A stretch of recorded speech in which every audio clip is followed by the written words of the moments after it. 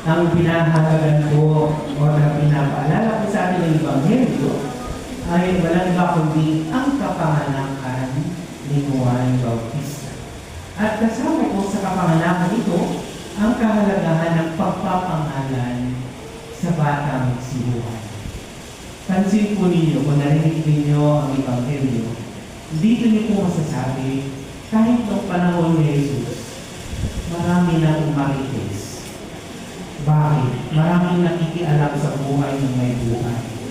Bakit? Dahil nung nalaman nila na si Elizabeth ay nanganak, ano po ang ginawa ng mga kapitbahay? Nakiusyuso sila. At sila mismo nagsasabi kung ano ang pangalan ng bata. Akalaan niyo, kapitbahay ay makikialam sa pangalan ng bata. Anong sabi? Zacarias ang ipapangalan sa kanya. Anong sabi ni Elizabeth? Hindi. Ang pangalan niya ay Juan.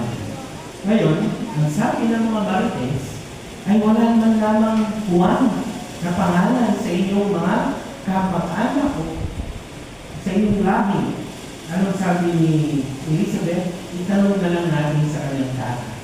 Kaya tinanong si Zacarias dahil hindi po makakapagsalita, humingi ng masusulatan. Kaya, at sumulat ng ganito, Juan ang kanyang